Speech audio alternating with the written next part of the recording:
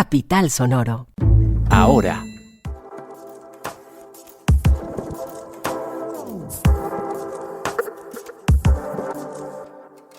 Hola, les damos la bienvenida a Ahora, un podcast, un informativo breve, al punto, que les trae varias de las noticias que mueven la agenda informativa de Bogotá, de Colombia y en ocasiones del mundo. Mi nombre es Juan Pablo Conto, hoy es viernes 12 de abril de 2024 y como es costumbre arrancamos con nuestro dato del día.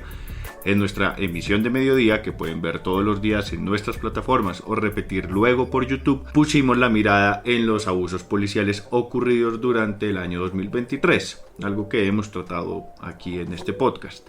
Según la plataforma Grita de la ONG Temblores, el año pasado hubo 187 casos de violencia policial en Colombia con 269 víctimas. Es importante un compromiso desde la institución para que esta cifra disminuya y llegue a cero, pues es de hecho la mejor forma de fortalecer la legitimidad de la institución. Denle contexto a esta cifra, apenas termine de escuchar este podcast, vaya a YouTube y mire la emisión de hoy. Bueno, hoy es viernes de entrevistas, como ya saben, y ya les cuento qué les tenemos. Ahora, un podcast.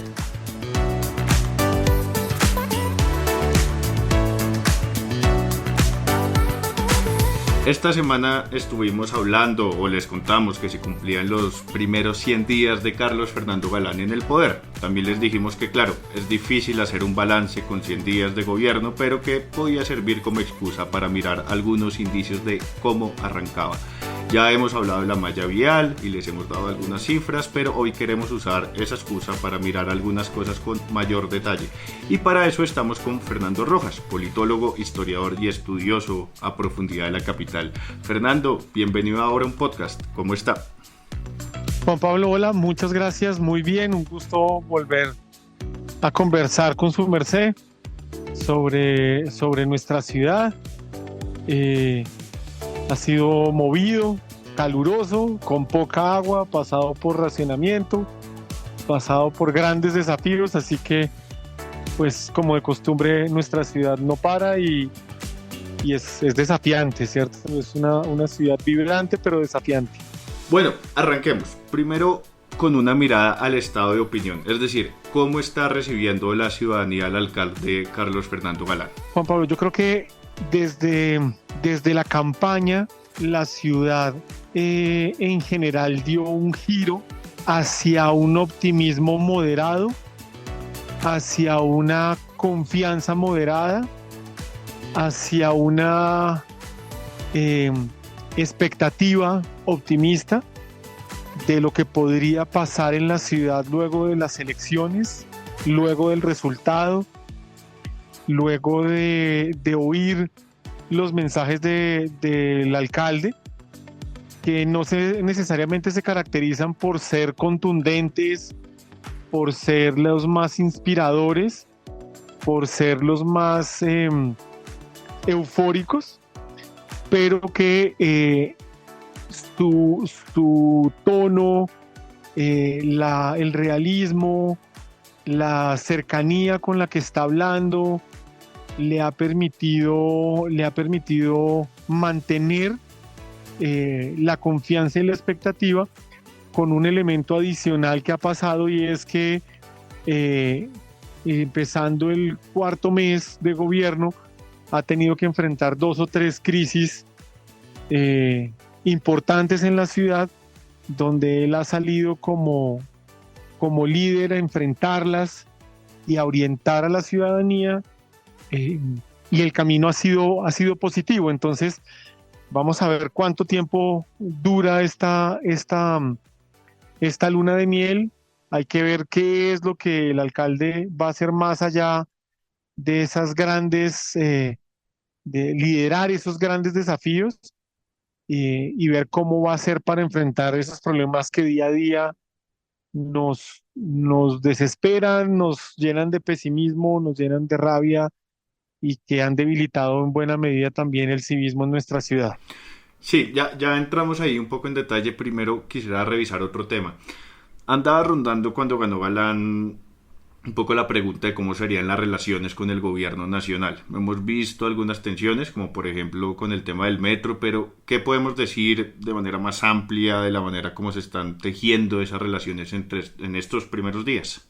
Juan Pablo, pues mire, yo soy pacifista, creo en la fuerza de la no violencia, pero voy a usar un ejemplo de mi infancia cuando el boxeo era importante y lo transmitían en horario triple A y esa fue una época en la que Mike Tyson y el Happy Lora eran importantes. Y es que hay un momento en que los contendientes le dan vueltas al ring, explorándose, conociéndose, lanzan algunos golpes que no son contundentes, que no son destructivos, pero que tratan de ver hasta dónde está el otro eh, en disposición de ir. Entonces hemos visto una relación entre el gobierno nacional y el gobierno distrital que es respetuosa cuando están juntos, que es distante cuando cada uno tiene que hablar sobre el otro, pero que trata de tender puentes hacia temas que son importantes para el futuro de la ciudad, con la gran duda y el gran desafío de que no se sabe eso cómo se va a materializar. ¿Sí? Miren que en este momento la disputa no es si hay o no hay metro, que sería terrible para nuestra ciudad. En este momento la discusión está es en el tipo de metro que se va a construir, un alcalde que se ha parado fuerte para defender lo que viene, un presidente que ha tratado de encontrar todos los argumentos posibles para hacer el cambio hacia lo que él considera que debería tener la ciudad, pero finalmente no es una pelea eh, a muerte y para cerrar todas las puertas con el otro, ¿sí? Y eso es importante porque se deja abierta la posibilidad de diálogo y de construcción, pues porque finalmente está en juego el futuro de una ciudad con todos sus habitantes, una ciudad que le aporta entre el 25 y el 30% del Producto Interno Bruto al país, ¿cierto? La ciudad donde más universidades hay, donde más empresas hay, donde más emprendimiento hay, ¿sí? Entonces, ha sido una relación tensa que todavía no sabemos cómo va a terminar, pero que ha sido, si lo comparamos con otras administraciones, ha sido respetuosa y ha sido un espacio de diálogo. Yo creo que ese diálogo es importante. Por eso no creo que pueda decir que uno u otro lo ha manejado mejor, pero que sí puedo decir que los puentes están tendidos para poder conversar y construir. Perfecto. Bueno, ahora sí como retomemos lo que veníamos diciendo, como puede suceder en cualquier ciudad hay problemas estructurales que resolver a los que se suman problemas diarios que aparecen. Primera pregunta sobre esto, ¿qué problemas, bueno, es evidente qué problemas han surgido este tiempo, pero de qué manera han pospuesto a otros asuntos estructurales de la ciudad? No, pues digamos que el tema de los incendios fue un ejemplo de poner a prueba el temple del alcalde, de su equipo, de encontrar un camino para generar una relación diferente con la ciudadanía, de cooperación, de, de esperanza, y eso fue muy importante. Luego, cuando vino la crisis en materia de seguridad, puede que no se sintiera un cambio de fondo en la estrategia, pero sí el hecho de que estuviera asumiendo el liderazgo, la conversación con los medios, con las autoridades, con la comunidad, pues eso generó por lo menos la tranquilidad de sentir que em, era una de sus preocupaciones y que estaba de cabeza metido en resolverlo. Y hoy con el tema del agua, pues Eso hace que no es claro el origen del problema, no es clara la responsabilidad, no es claro si se pudieron haber tomado medidas que evitaran esta situación, pero pues nuevamente él sale, pone el pecho, orienta, y eso yo creo que la gente lo valora. Eso no significa, y ahí hago énfasis, que los problemas que tiene la ciudad no sigan avanzando. El tema de movilidad sigue siendo muy complicado, no es claro el camino que se quiere seguir, no es claro, por ejemplo, qué va a pasar con el tema de la salud en la ciudad, con lo que se venía haciendo, con las subredes y el trabajo que se venía haciendo, pues que de una u otra forma también dieron resultado y que se probaron durante la pandemia. No es claro cómo nos estamos preparando para enfrentar la tensión o la crisis del sistema de salud a nivel nacional. No es claro, por ejemplo, qué es lo que está pasando con las manzanas del cuidado, que fue un proyecto tan importante y que le ha dado reconocimiento a la ciudad. Eh, sí, ese tipo de cosas están ahí y siguen hirviendo. Y ahí es donde hoy no es claro si el alcalde los tiene en el llavero y está pendiente del tema, o si sus énfasis van a ser otros y cuáles van a ser esos énfasis. Sí, casi que la pregunta que hay después de todos los problemas esos que generan crisis es, bueno, chévere que lo tengamos a usted porque nos ayuda a enfrentar la crisis, pero ¿y en la gestión de los otros problemas qué? Sí, ahí es donde yo creo que todavía falta mucho camino por recorrer, falta mucha comunicación y mucha pedagogía de parte de la administración para entender eh, ese camino que se quiere seguir. Sí, ahí responde un poco mi siguiente pregunta, que era como ese análisis, si hacíamos un versus entre esos temas urgentes, estructurales y los que han surgido en estos 100 días. Pero según esto, para usted, de esa lista que nos da, ¿cuáles son esas problemáticas que la alcaldía debería coger por los cuernos rápidamente y mostrar estrategias claras frente a, pues, dar soluciones claras? Pues digamos que uno es en seguridad y ahí sacó un paquete de medidas. Aún no tenemos como un balance muy preciso de si han sido efectivas o no, pero pues digamos que la actitud fue ponerlo en el corazón de la discusión pública. Yo creo que en el tema de movilidad no hay nada todavía, eh, y eso, pues digamos que estamos perdiendo tiempo valioso para que la gente entienda cómo puede aportar y cómo puede transformar la manera en la que se mueve por la ciudad para poder contribuir de cara a que vamos a estar en obra por lo menos en los próximos 10 años.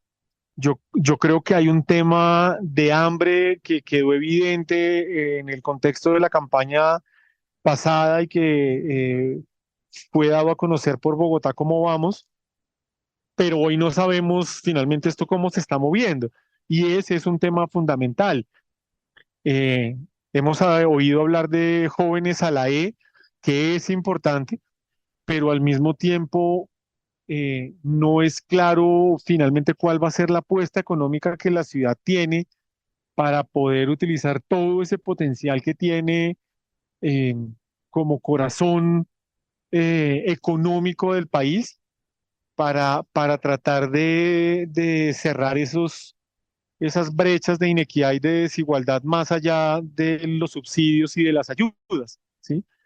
Entonces yo creo que ahí hay un camino que se tiene que seguir, que se tiene que explorar y que la gente está en mora de recibir esa información y que yo creo que la administración tiene que moverse un poco más en ese sentido porque pues, que ya lo hemos visto en otros momentos de la historia de Bogotá y es que si la gente no logra encontrar una interlocución rápida frente a sus problemas, pues esos problemas se vuelven más grandes y se pierde legitimidad y la posibilidad de construir un equipo con la ciudadanía para resolverlos. Según este, análisis que hace Fernando, como algunas conclusiones así concretas, breves, que podamos pues, poner sobre la mesa. Yo creo que el tono del alcalde es positivo. Yo creo que el hecho de que tienda puentes hacia diferentes sectores y que la gente sienta que es una persona con carácter que está conciliando, pero que no, no está cazando peleas gratuitas, es importante porque genera un ambiente también diferente de conversación, pero la gente necesita tener más claridad de hacia dónde se va a mover la ciudad, pues porque estamos en medio de una competencia por la narrativa, ¿cierto? Y esas historias son importantes y muchas veces uno oye en las reuniones, bueno, pero ¿y Galán qué va a hacer? Y la gente, incluso gente que votó por él, que lo apoyó, que hizo campaña, no tiene claro cómo responder a ese tipo de cosas, ¿sí? Y ya este es un momento en el que deberíamos tener más claro ese camino. Entonces yo creo que el esfuerzo comunicacional y de pedagogía debe ser mayor. Eh, yo creo que es importante que el alcalde siga insistiendo en construir un camino con el gobierno nacional para resolver los problemas que tiene la ciudad. Es evidente que Bogotá sola no puede, que necesita recursos y que necesita respaldo en decisiones. eh, y por eso es importante que eso se haga bien. Y yo creo que hay un aspecto que para todos va a ser fundamental, eh, y es que necesitamos tener mayor confianza en temas de seguridad en la ciudad.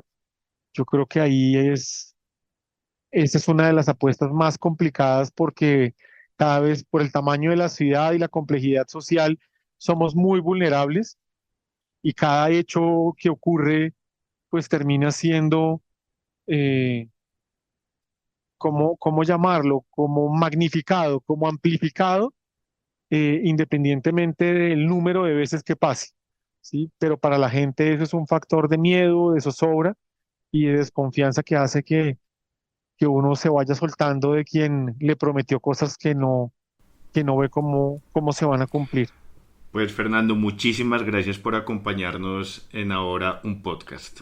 Muchas gracias a ustedes, un gusto, espero que sigamos conversando, y esperemos que los demás días que quedan de la administración pues sean mejores para nosotros como ciudad y que finalmente podamos recuperar la esperanza, la confianza, el optimismo y sobre todo entendamos que solo juntos podemos construir este proyecto. Sí, al final, cada paso que estamos dando como colectivo en Bogotá es lo que nos permite construir una mejor ciudad para que podamos vivir. Bueno, vamos con nuestra sección encomendada a nuestro periodista Mauricio Pichot, que nos da una noticia nacional que debemos tener en el radar. Jaime Sade, el feminicida de Nancy Mestre, llegó a Colombia luego de casi 30 años. Mauricio nos refresca este caso y nos da más detalles. Adelante, Mauricio. En la noche de este miércoles 11 de abril del año 2024, una familia del Caribe de Colombia, en Barranquilla, recuperó algo de la tranquilidad perdida desde hace más de 30 años. El 1 de enero de 1994, Jaime Sade Cormane, uno de los miembros de las llamadas familias Bien de la capital del departamento del Atlántico, abusó sexualmente y asesinó a su novia en esos momentos de 18 años, Nancy Mestre. Desde el primer momento del asesinato, del homicidio, el padre de la señorita Nancy Mestre se convirtió en el gran perseguidor del señor Sade Cormane, quien huyó solo unas horas después de cometer este hecho.